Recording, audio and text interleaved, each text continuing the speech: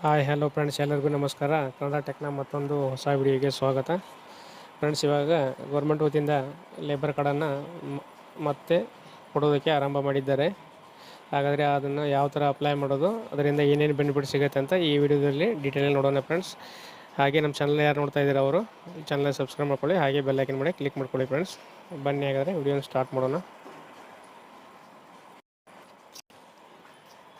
Okay, ನೀವು ಇಲ್ಲಿ ನೋಡ್ಬೋದು ಕೆಲವು ಅಪ್ಡೇಟ್ಗಳನ್ನು ಬಿಟ್ಟಿದ್ದಾರೆ. ಕರ್ನಾಟಕ ಸರ್ಕಾರ ವತಿಯಿಂದ ಲೇಬರ್ ಕಾರ್ಡ್ ಡಿಪಾರ್ಟ್ಮೆಂಟ್ ಕಡೆಯಿಂದ ಅಪ್ಡೇಟನ್ನು ಬಿಟ್ಟಿದ್ದಾರೆ. ಕೆಲಸ ಮಾಡುವ ಕಾರ್ಮಿಕರಿಗೂ ಕೂಡ ಸರ್ಕಾರ ಇದೀಗ ಗುಡ್ ನ್ಯೂಸ್ ನೀಡಿದೆ. ಅಸಂಘಟಿತ ವಲಯದಲ್ಲಿ ಕೆಲಸ ಮಾಡುವ ಕಾರ್ಮಿಕರು ಲೇಬರ್ ಕಾರ್ಡ್ ಹೊಂದಿರುವುದು ಉಚಿತ. ಹಾಗೆ ಉಚಿತ ಯೋಜನೆಗಳನ್ನು ಸಹ ನೀಡಲಾಗಿದೆ. ಇದರಿಂದ ಜನರಿಗೆ ಉತ್ತಮ ಸೌಲಭ್ಯಗಳು ಸಿಗಲಿದೆ ಎಂದು ಹೇಳಲಾಗಿದೆ. ಅಸಂಘಟಿತ ವಲಯಗಳ ಜನರಿಗೆ ಸರ್ಕಾರದಿಂದ ಉಚಿತ ಸೌಲಭ್ಯಗಳನ್ನು ಪಡೆಯಲು ಲೇಬರ್ ಕಾರ್ಡ್ಗಳನ್ನು ಮಾಡಲಾಗುತ್ತಿದೆ. ಈ ಲೇಬರ್ ಕಾರ್ಡ್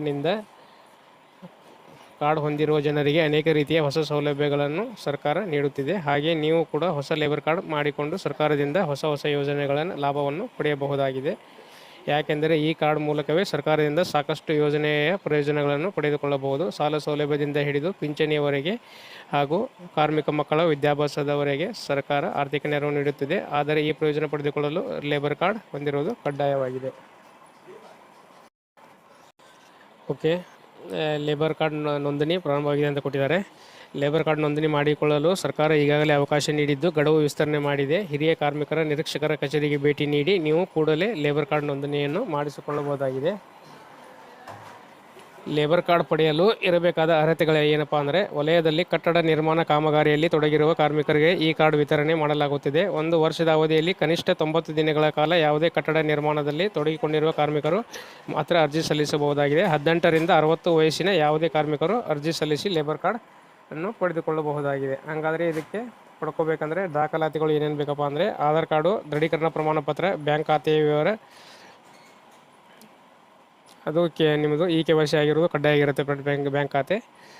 ಆಮೇಲೆ ಆಧಾರ್ ಕಾರ್ಡ್ಗೆ ಲಿಂಕ್ ಆಗಿರೋ ಮೊಬೈಲ್ ಸಂಖ್ಯೆ ಒಂದು ಬೇಕಾಗುತ್ತೆ.